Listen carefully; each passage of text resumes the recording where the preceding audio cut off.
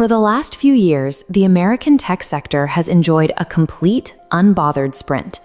The current administration has maintained a strictly hands-off approach to artificial intelligence, allowing the market to reach massive financial heights without a single federal speed bump. Right now, billions of dollars in market valuations are entirely dependent on that momentum. Investors have priced in a reality where tech giants can continuously develop, test, and deploy new AI models on their own schedules. Then rumors started leaking out of Washington. The government was quietly preparing an executive order aimed directly at the AI arms race. The initial draft of this order from May contained a brutal mechanic. It demanded a mandatory 90-day review period for all advanced AI models before they could launch. Every new product pipeline would hit a hard stop for federal inspection. In a sector moving this fast, a 3-month delay is a financial eternity. If implemented, that freeze would stall deployment schedules across the board and aggressively crush the tech valuations holding up the broader market. Washington hasn't historically cared about consumer chatbots or text generators. The sudden panic that sparked this drafting process came from a very specific piece of technology. Anthropic built a new model called Mythos. This new system proved capable of analyzing and exploiting deep cybersecurity vulnerabilities at a pace human engineers could not match. The Defense Department got an early look at this code, and their reaction was immediate. The Pentagon officially blacklisted Anthropic. After clashing with the company over how to place safety guardrails around classified military systems, defense officials labeled the developer a direct supply chain risk. Government officials and Wall Street analysts looked at the capabilities of Mythos and realized these systems could easily supercharge devastating cyber attacks against critical infrastructure.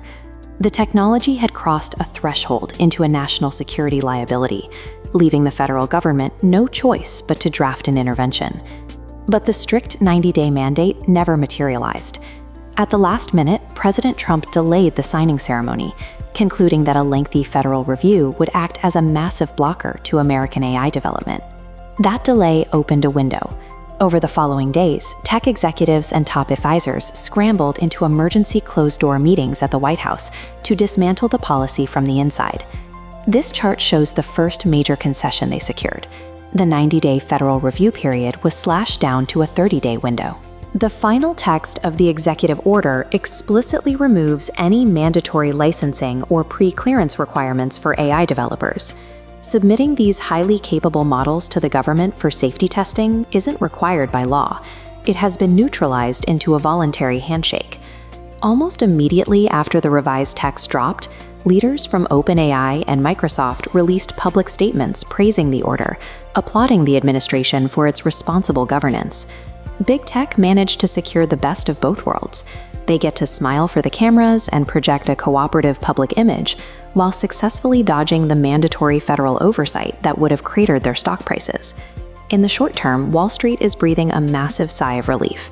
The AI growth engine keeps humming along without any structural friction to slow it down.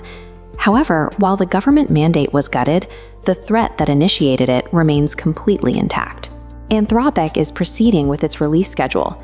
The Mythos model will be rolling out to all of its customers in a matter of weeks. We are now looking at a severe disconnect. The model's ability to exploit vulnerabilities is rapidly outpacing the voluntary oversight meant to contain it. Institutional investors are mapping out the resulting vulnerabilities.